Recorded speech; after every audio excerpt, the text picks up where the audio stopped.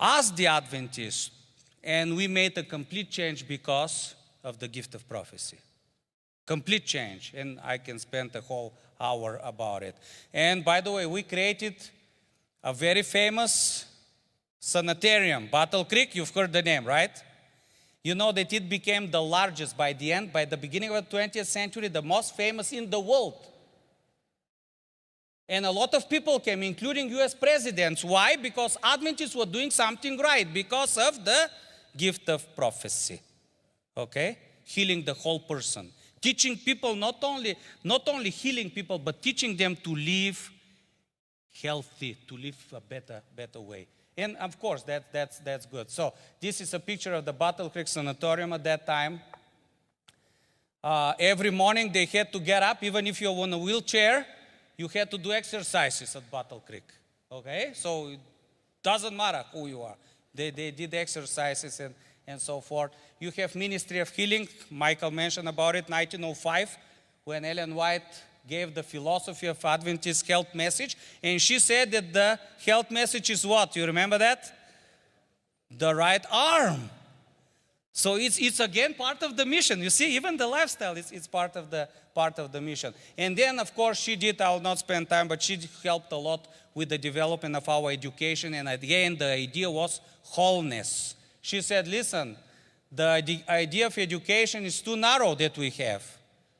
True education means more than the pursuit of certain course of study. So it's not only mathematics or physics, okay, she said.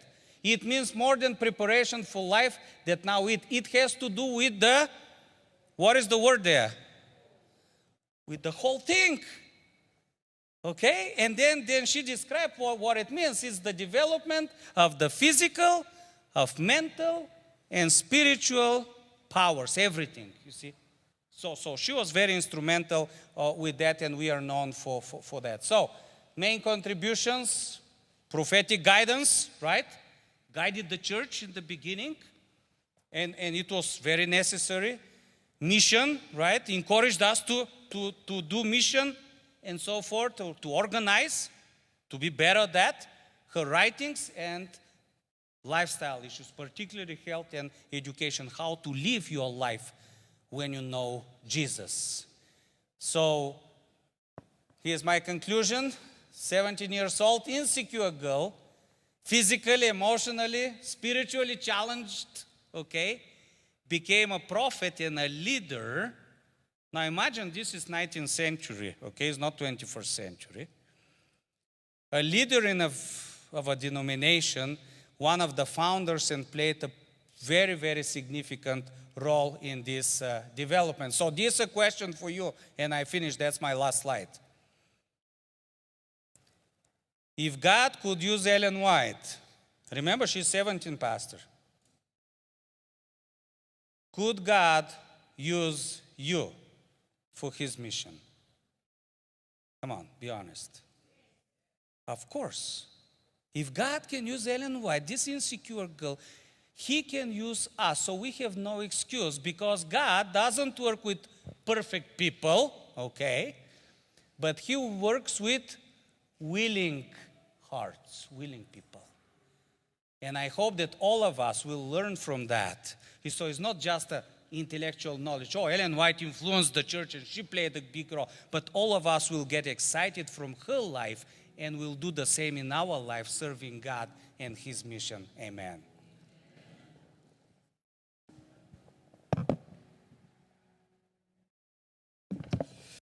What do we say? Amen. I have appreciated this primary truth that God is love. And I think it's impressed me that it is the first sentence and also the last sentence in the writings. And so I think as we read it, we will also be impressed with this truth, and hopefully it will infuse our very being, and it will lead us to fulfill mission, not just to present particular statements, but to lead people to also have the love of God in their lives. Can you say amen? And I want to appreciate Dr. Theodore. Thank you so much for that presentation. As we move forward, this is how we will proceed.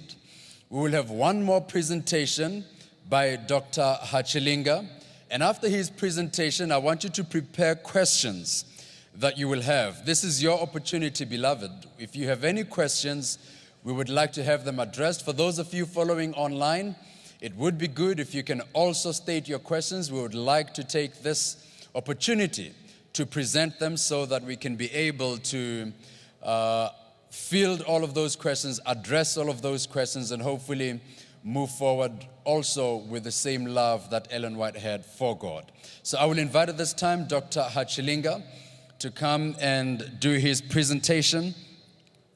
And after he is done, I would like all of our guests that are present to come to the front and create a panel that we will then be able to field our questions from the audience. Thank you so much, Dr. Hachilinga. Maybe can stand up and stretch a little. Absolutely, a great suggestion that we've been sitting a long time. You may just stand where you are, and I will ask you just to stretch your hands and move your fingers, stretch a little,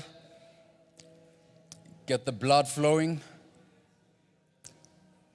If you can move those feet a little bit.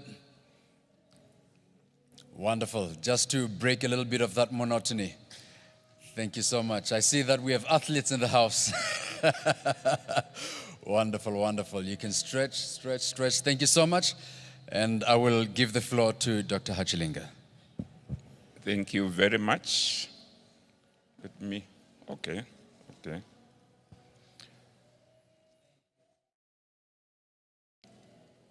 I can confess that I've been blessed by the presentations that have gone already.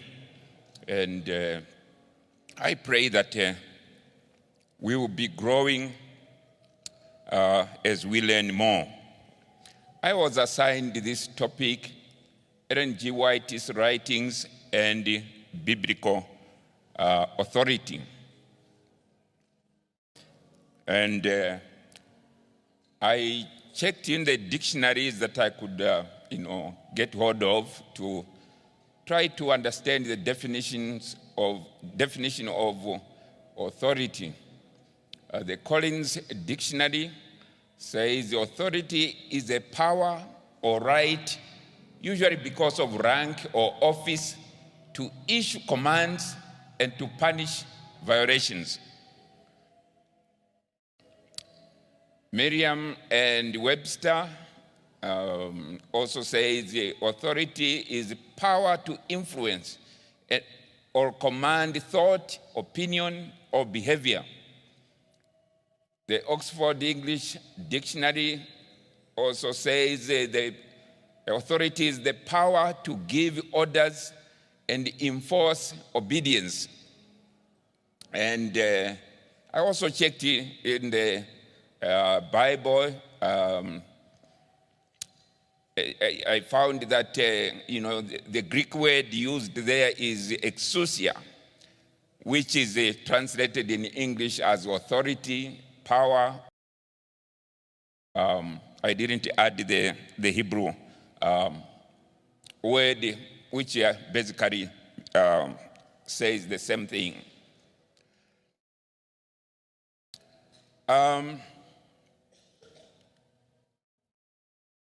Looking at supreme authority, or the highest order of authority, where does the highest order of authority lie?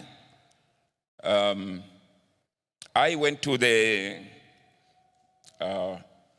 Handbook of SDA Theology. The Handbook of SDA Theology on page 41, it says from Genesis to Revelation,